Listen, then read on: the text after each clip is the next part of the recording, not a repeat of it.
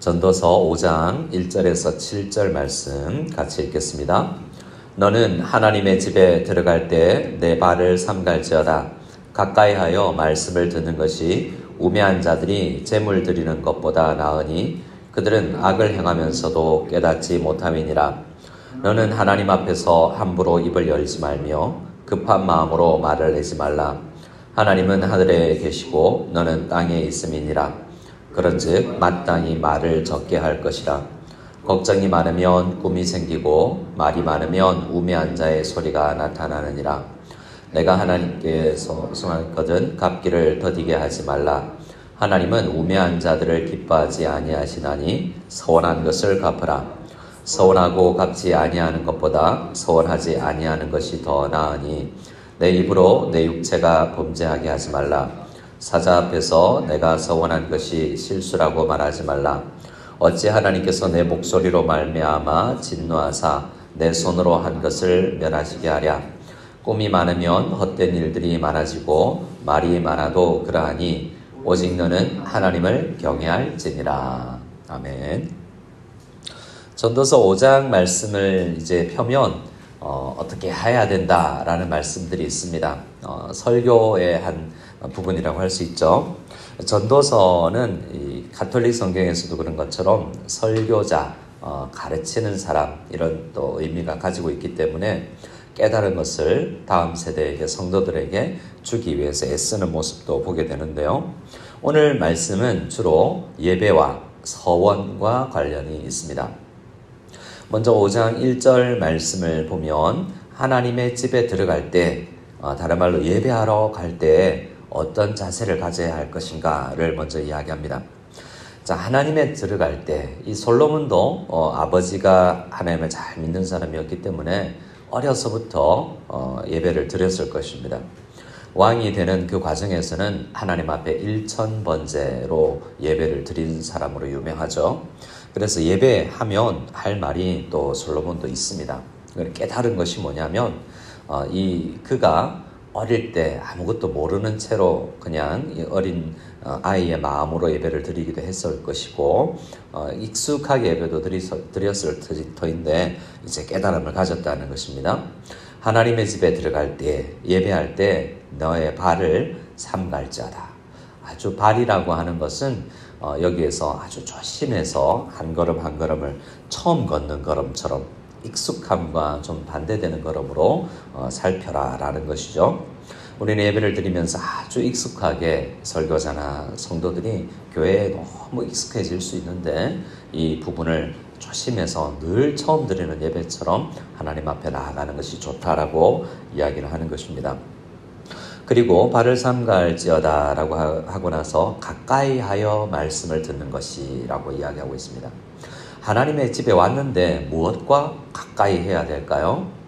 하나님께 집중하는 모습이라고 할 수 있습니다. 하나님의 집에서 지금 이 예배의 중심은 설교가 있는, 가르침이 있는 예배인데요. 무언가를 드리려는 것보다, 재물을 드리는 것보다 듣는 것이 낫다라고 이야기합니다.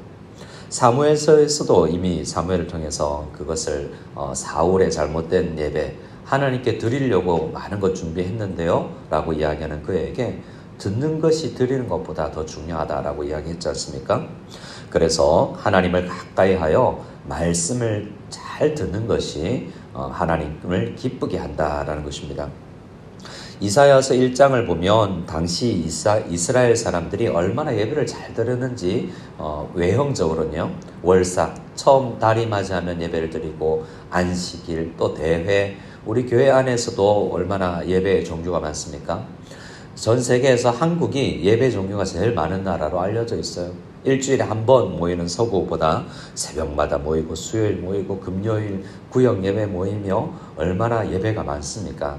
그런데 그 예배를 모든 예배를 드리는 것보다 듣는 것이다. 말씀을 중심으로 나아가는 것이 중요하다라고 가르치고 있습니다.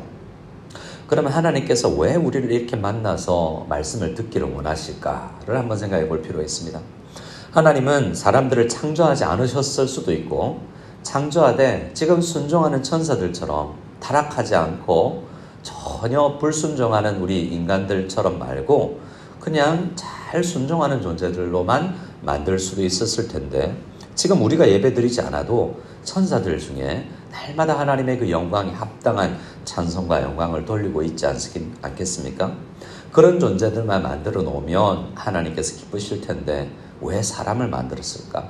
타락할 가능성도 있고 이사야서 1장처럼 예배 드린다고 교만하게 생각하면서 많은 예배를 만들었지만 실제로는 일상생활에 잘못된 죄악들이 손에 가득한 채로 나 예배 드렸어요 라고 이야기하는 이런 인간들 안 만드셔도 될 텐데 왜 만드셨을까라고 생각해 보면 많은 학자들은 이해할 수 없는데 하나님의 사랑을 나누고 대화하고 싶고 정을 나누고 싶은 존재를 만들기 원하셨다라는 겁니다.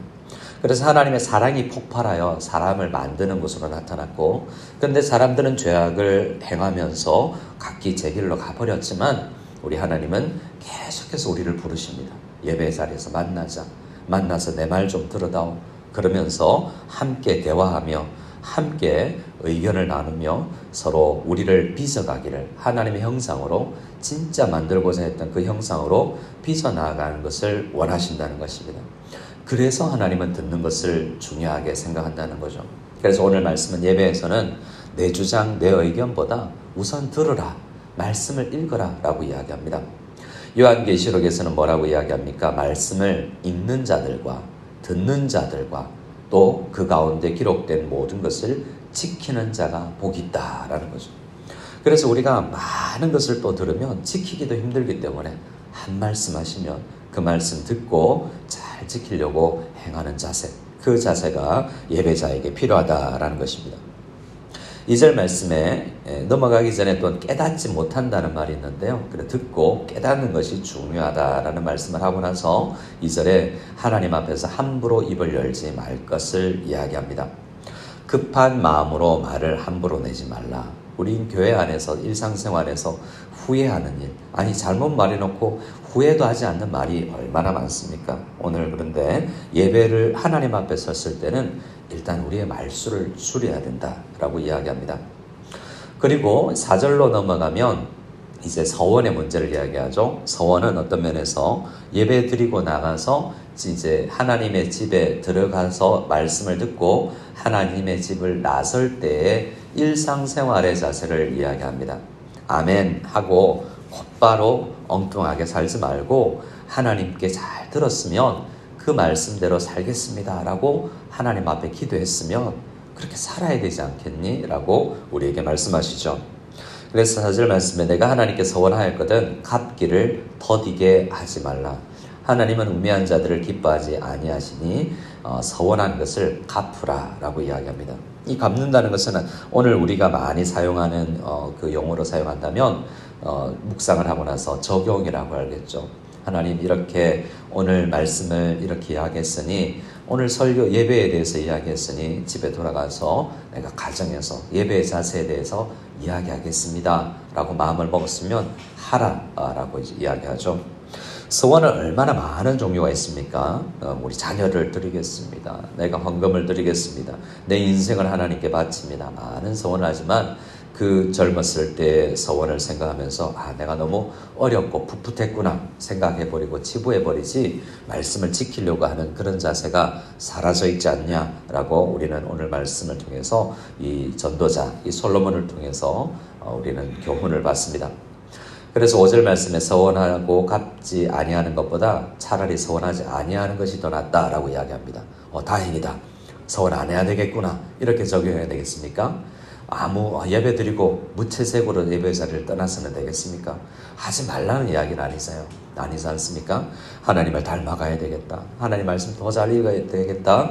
성경을 읽도해야 되겠다. 묵상해야 되겠다. 라고 우리의 마음을 먹었으면 정말 도와달라고 하나님 앞에 기도하며 지켜야 되겠습니다. 그리고 이 서원에 대해서 쭉 이야기하고 나서 마지막 결론을 이야기합니다. 7절 같이 읽을 텐데요. 예배에 들어갈 때나 나올 때나 이 자세가 꼭 필요하다라고 이야기합니다. 우리 7절 말씀 같이 읽겠습니다. 꿈이 많으면 헛된 일들이 많아지고 말이 많아도 그러하니 오직 너는 하나님을 경외할지니라. 전도서는 여러 번 경외에 대해서 이야기합니다. 해 아래 있는 모든 것을 살피고 나서 더 덥다라고 이야기했었지만 나중에서는 뭐라고 이야기합니까? 아니다, 선물이었구나. 이 선물을 왜 이렇게 주셨지? 이렇게 고통도, 아픔도, 슬픔도 선물이란 말인가? 왜 주셨지? 하나님을 경외하는 자를 만들기 위해서였구나 라는 것을 우리는 전도서 3장을 묵상하면서 이야기했습니다. 하나님이 이같이 행하심은 사람들이 그의 앞에서 경외하려 하심인 줄을 내가 알았도다 라고 3장 14절에서 이야기했죠. 우리는 하나님이 왜 우리를 창조하셨고 하나님이 지금 다스리는데 왜 이렇게 힘들지? 라는 모든 생각 속에서 결론은 내가 하나님 닮아가야 되겠구나. 하나님 가까이 가서 하나님 말씀 잘 듣고 원래 의도하셨던 하나님과 소통하며 하나님과 교제하며 하나님을 닮아가는 것이 주님께서 원하시는구나. 그래서 이 경외는 하나님 닮아가라 라는 말씀으로 적용해낼 수도 있겠습니다. 이 아침에 우리 또 예배를 드리지 않습니까? 우리의 많은 기도를 드릴 텐데 많은 긴 기도보다 간절한 기도를 드려서 주님, 정말 주님 많이 못 닮았습니다. 오늘 좀 더 깎이고 채워져서 우리 주님을 닮아갈 수 있는 제가 되게 해주시고 이제 예배를 마치고 돌아가서는 우리 가정 안에서 오늘 만나는 사람들 속에서 이 진리를 내가 묵상하고 나눌 수 있고 그 하나님 앞에 함께 가까이 갈 수 있는 우리 모두가 될 수 있기를 원합니다. 간절히 그렇게 기도하고 하루를 시작했으면 좋겠습니다.